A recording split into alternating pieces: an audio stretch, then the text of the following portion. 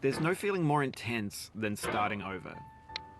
If you deleted your homework the day before it was due, as I have, or if you left your wallet at home and you have to go back after spending an hour in the commute. If you won some money at the casino and then put all your winnings on red but it came up black. If you got your best shirt dry cleaned before a wedding and then immediately dropped food on it. If you won an argument with a friend and then later discovered that they just returned to their original view.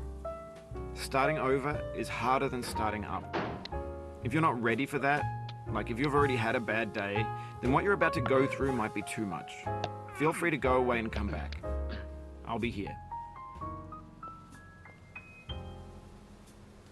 Alright, thanks for coming with me on this trip. I'll understand if you have to take a break at any point. Just find a safe place to stop and quit the game. And don't worry, I'll save your progress, always.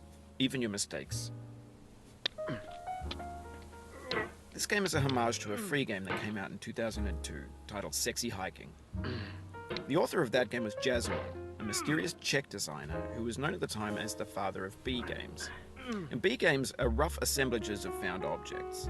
Designers slap them together very quickly and freely, and they're often too rough and unfriendly to gain much of a following. They're built more for the joy of building them than as polished products. In a certain way, Sexy Hiking is the perfect embodiment of a B game. It's built almost entirely out of found and recycled parts, and it's one of the most unusual and unfriendly games of its time. In it, your task is simply to drag yourself up a mountain with a hammer. And that act of climbing, in the digital world or in real life, has certain essential properties that give the game its flavor. No amount of forward progress is guaranteed. Some cliffs are too sheer or too slippery, and the player is constantly, unremittingly in danger of falling and losing everything. Anyway, when you start Sexy Hiking, you're standing next to this dead tree that blocks the way to the entire rest of the game. It might take you an hour to get over that tree, and a lot of people never got past it. You prod and you poke at it, exploring the limits of your reach and your strength, trying to find a way up and over. And there's a sense of truth in that lack of compromise. Most obstacles in video game worlds are fake. You can be completely confident in your ability to get through them once you have the correct method or the correct equipment or just by spending enough time. In that sense, every pixelated obstacle in Sexy Hiking is real. The obstacles in Sexy Hiking are unyielding, and that makes the game uniquely frustrating. But I'm not sure Jazzo intended to make a frustrating game. The frustration is just essential to the act of climbing, and it's authentic to the process of building a game about climbing. A funny thing happened to me as I was building this mountain. I'd have an idea for a new obstacle, and I'd build it, test it, and it would usually turn out to be unreasonably hard. But I couldn't bring myself to make it easier. It already felt like my inability to get past the new obstacle was my fault as a player rather than as a builder. Imaginary mountains build themselves from our efforts to climb them, and it's our repeated attempts to reach the summit that turns those mountains into something real. When you're building a video game world, you're building with ideas, and that can be like working with quickset cement. You mold your ideas into a certain shape that can be played with, and in the process of playing with them, they begin to harden and set until they're immutable, like rock. And at that point, you can't change the world. Not without breaking it into pieces and starting fresh with new ideas.